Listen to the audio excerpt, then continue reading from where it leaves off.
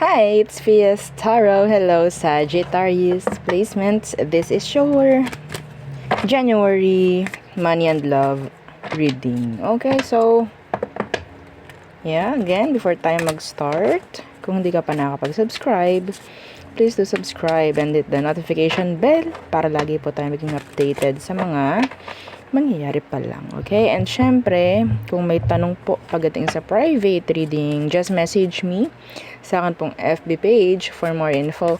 Ganun rin po pagdating sa ating mga charms and yung ating ibang items. Okay? So, yeah, ito yung ating cord cut. So, ito siya. Yan. Ito po yung pangtanggal ng alat. Pangtanggal ng MALAS.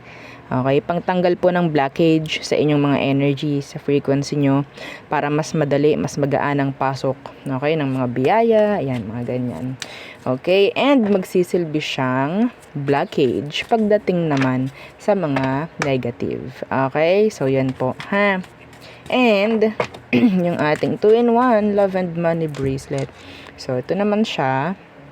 Okay, so ganyan siya.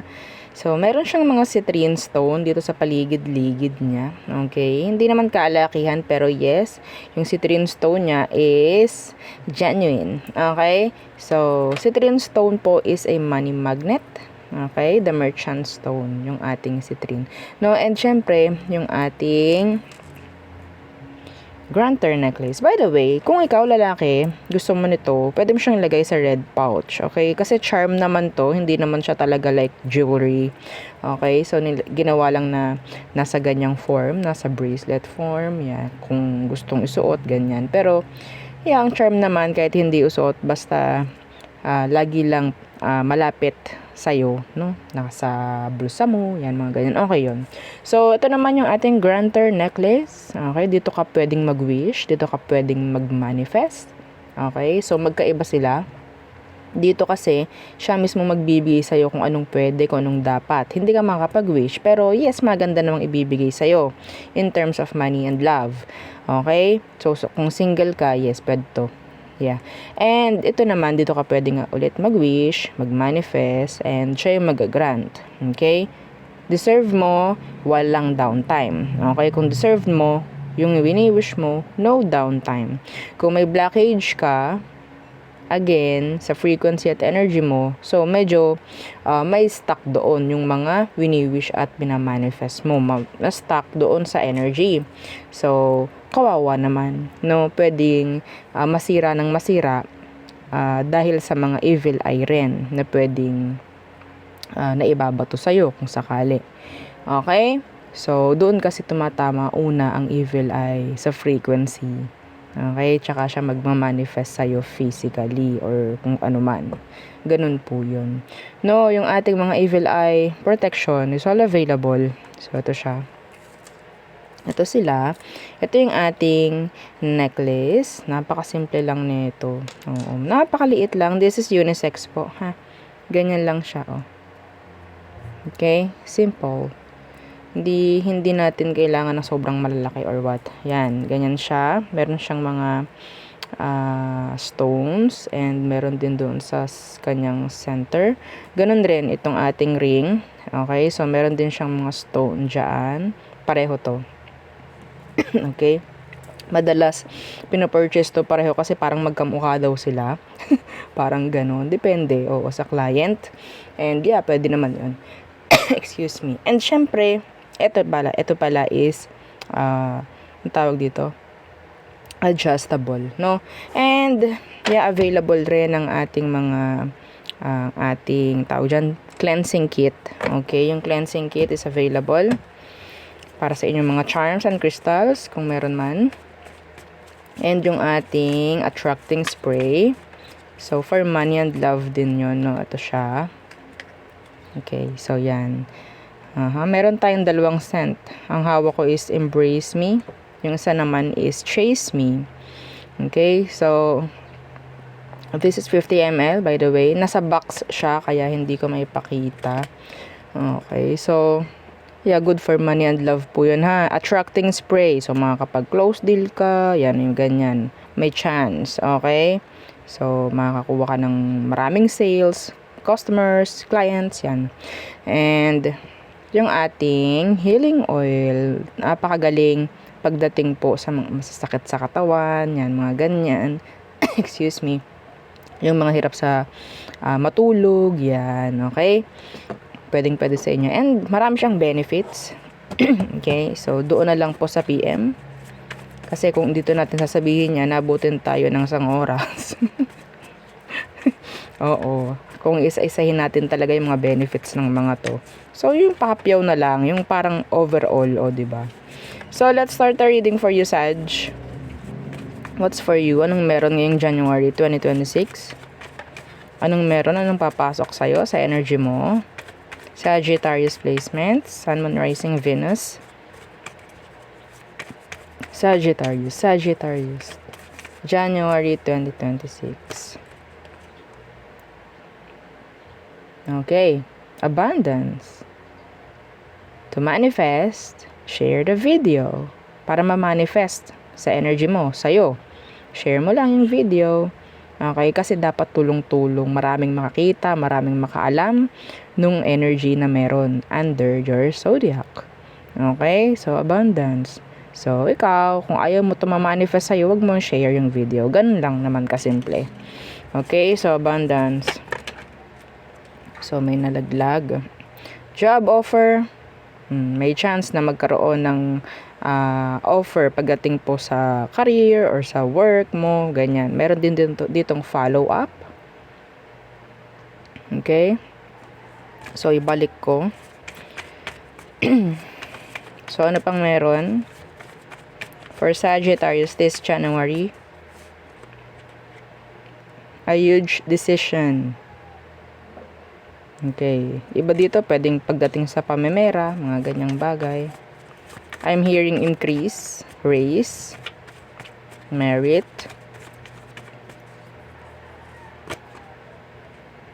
overtime. Okay. What else? For Sagittarius this January, again, the job offer. So, bumalik siya. So, meaning to say, talagang nasa energy mo to. No, itong job offer. So, may chance talaga na magkakaroon na kung ano man pagdating dyan sa pinagtatrabahuhan mo. Kung ikaw is walang work ngayon, pwedeng ma-offeran ka, no? Na, may opportunity to work. Okay? In general. So, what else? Last. Tingnan natin ano pang meron sa mga Sagittarius placements this January. Entry level. Oo nga. Merong pwedeng ma-hire dito.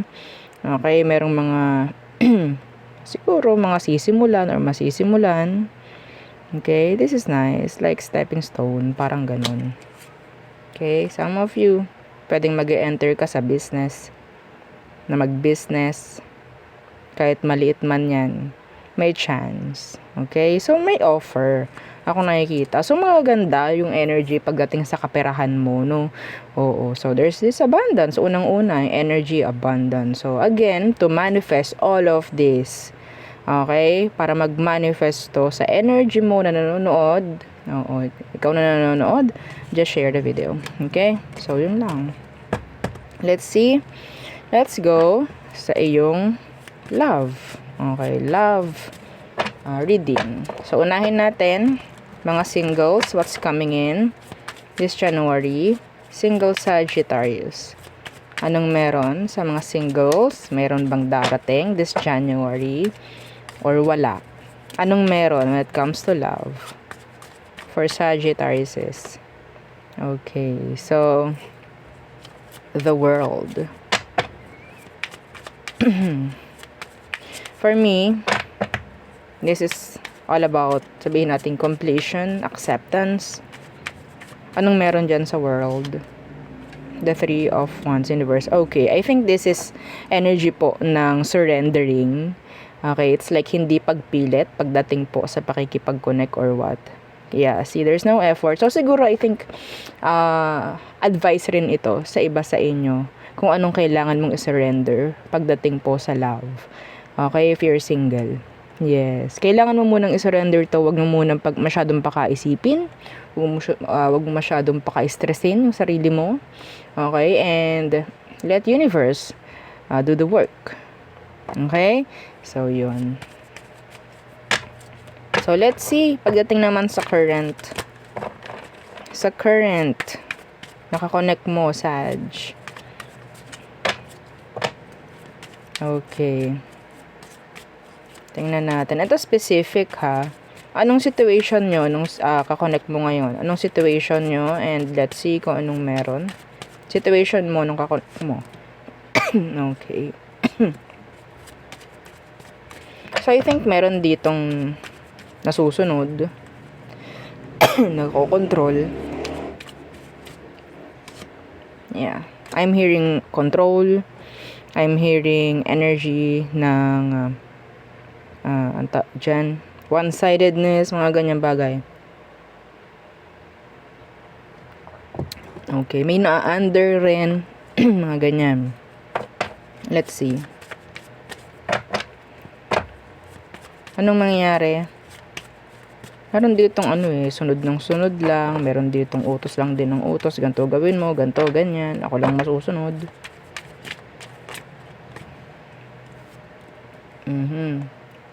Lovers in reversed. Hindi ito malayo na mangyari. Hindi ito malayo na mangyari. Kung mayroon sa inyo na parang nasa isang connection na parang one-sided, hindi pala parang, is a one-sided connection, may nasusunod, may lagi lang sunod ng sunod, isa utos lang din ng utos. So, there's imbalance. No, hindi malayo to. Lovers in reverse. Ano po yun? Sabihin nating breakup. Huwag na natin itong i-sugarcoat. No? Okay? So, dapat meron ditong what? Equal give and take. Meron dapat equal give and take dito. Hindi pwede yung isa lang lagi ang parang nagawa. Yung isa is nakasahod lang. No? So, medyo malabo. Medyo, yeah. Mahirap dito, parang din may codependency. So, mahirap. Hanggat maaari, gawin nyo na yung dapat. Hindi ka na dapat magpa-control kasi controlling, wala yung dapat yung controlling. Kasi dapat, sabihin nating smooth flowing lang. No, hindi ka dapat magpa-control or what. Kasi parang walang peace, parang wala kang, sabihin nating parang freedom, if ever. No, hindi yung parang naka-chain ka. Mahirap yun. Okay? Hindi pwede yung siya lang yung masusunod. Ikaw is, wala kang boses. Diba? So, let's see. What about your ex? Sag, what about your ex? Let's see. If you're still interested sa ex mo, tingnan natin ano bang meron. What's coming in? Anong magiging ganap? The Knight of Cups. Ooh. Are you ready, Sag? Here they come with a love offer.